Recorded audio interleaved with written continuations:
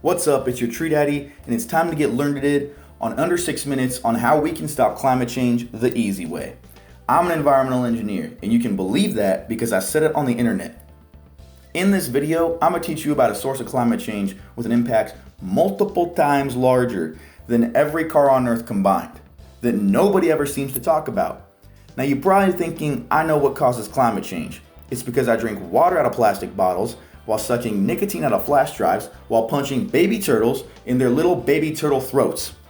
Yeah, you probably shouldn't do that, but you might be shocked to know that individuals like yourself really aren't the biggest culprits in climate change. While making more sustainable choices is great, their impact doesn't seem as significant once you look at the bigger picture and analyze where most pollution is really coming from. See, the truth is just 90 companies are responsible for over 2/3 of the world's carbon emissions. Trying to tackle climate change by addressing this side of the circle instead of this side of the circle is kind of like trying to solve the world's murder problem by outlawing bow and arrows. Plot twist, you still have a murder problem because this isn't the streets of medieval England and the majority of drive-bys don't involve a longbow anymore. So now we know the best way to tackle the problem is to hold these companies accountable and work with them to reduce their emissions. But I didn't title this video the best way to reverse climate change. It's the easy way to reverse climate change. Now open your ear holes because your Tree Daddy is going to show you how to single-handedly save the planet by not doing one thing. Because I know how lazy you are, and I am too. Doing things involves effort, time, commitment, but not doing something is easy. It takes literally no effort. I could not do like 80 things right now. With that, let's actually hop into the topic of this video and start talking about the use of bunker fuels on board ships. Specifically, we're going to be discussing cruise liners, those giant floaty boys that sail thousands of people around for an all-inclusive, week-long blackout on the high seas. Yet it turns out we have the data for how much emissions these cruise fleets put out.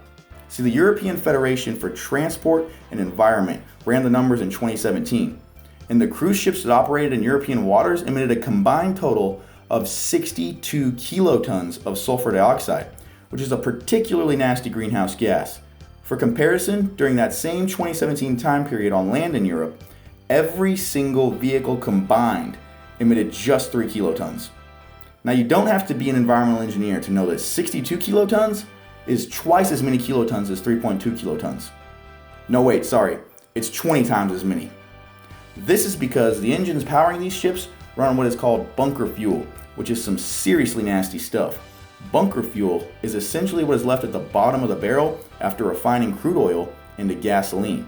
It burns super inefficiently, releasing crazy amounts of greenhouse gas when combusted. Bunker fuel is so nasty that regular car engines cannot process it.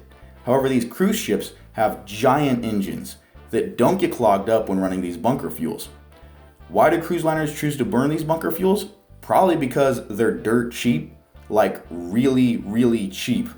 Because almost nobody else can use them. You are not allowed to use these fuels on or near land due to the fact that the nitrous oxide they release can cause acid rain, lung cancer, death.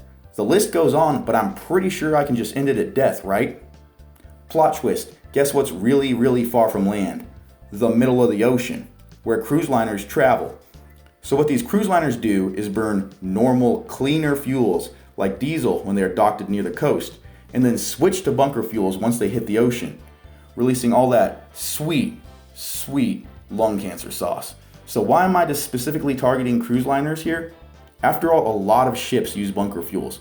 And in fact, the world's 15 largest ships, which are not cruise liners, create more pollution than every single car in the world combined. But remember, I said I was going to share an easy way to combat climate change. Cruise trips are a luxury that you can choose to give up, at least until the cruise industry agrees to stop burning these delicious bunker fuels. Deciding to spend your vacation blacking out on a beach instead of blacking out on a cruise is a relatively easy decision to make, and the benefit to the environment is monumental, which is why I believe that avoiding cruise liners until they change their practices is the easiest way to have the biggest impact on the environment. Anyway, thanks for watching. If you like this kind of video, go ahead and subscribe so you can get notified the next time I decide to excrete another one of these videos, so you can watch it and let your Tree Daddy cradle you to sleep. while whispering sweet, soft, deadly environmental lullabies in your ear hole. Peace.